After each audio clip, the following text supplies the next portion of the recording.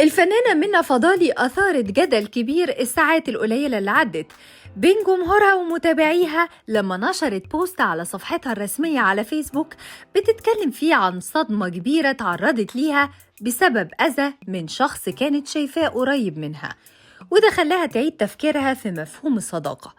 البوست كان مليان مشاعر غضب وحزن، وده كان واضح من كلامها اللي قالت فيه: إياك تصدق في حاجة اسمها صداقة وعشرة عمر. أكتر ناس بتغدر بيك هما اللي كنت شايفهم قريبين منك، وأكتر ناس بتطعنك هما اللي كنت بتسند عليهم. كلمة عشرة العمر دي بقت تقيلة على اللي ما يستاهلهاش بجد، والعيش والملح اللي كان زمان ليه قيمة للأسف ما بقاش ليه أي معنى في الزمن ده اللي كله بقى بيدور على مصلحته. منى ما وقفتش عند الكلام ده بس، لكن كملت وقالت إن أكتر حاجة بتوجع إنك تكون شخص نظيف ومتربي على الأخلاق والثقة، لكن تكتشف إن اللي قدامك مش زيك، بل بالعكس بيكونوا مليانين غدر وسواد من جواهم.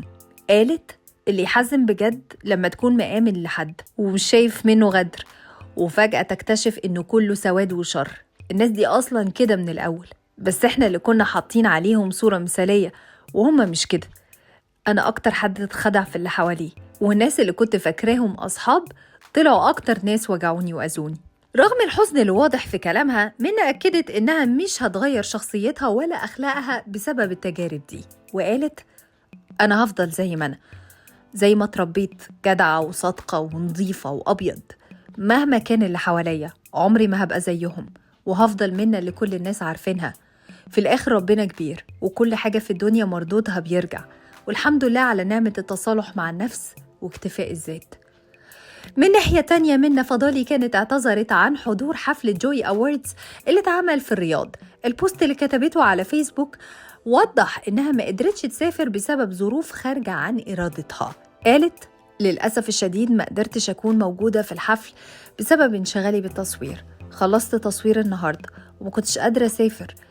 بشكر جدا هيئة الترفيه ومعالي المستشار تركي آل شيخ على الدعوة الكريمة، وكان نفسي بجد أكون موجودة وأشارك في الحدث الكبير ده.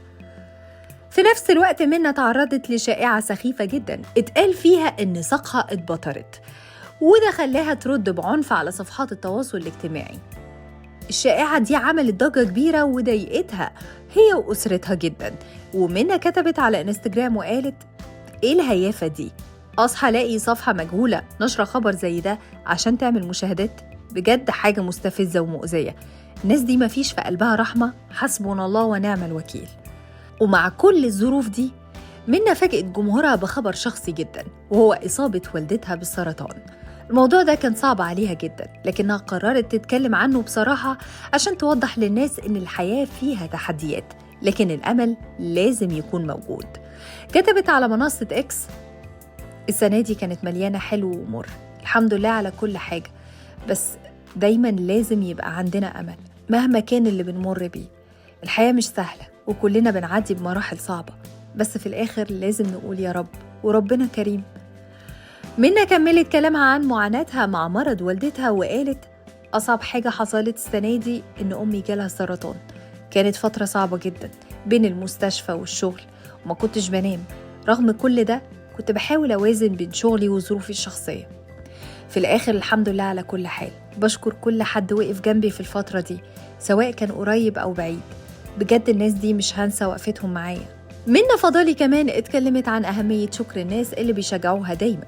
قالت: بشكر كل حد بيحبني وبيساندني، بشكر جمهوري اللي دايما بيدعمني وبيصدق فيا، بشكر الإعلاميين وكل الناس اللي بتشتغل معايا وبتديني فرصة أقدم أفضل ما عندي. يا رب أكون دايما عند حسن ظنكم.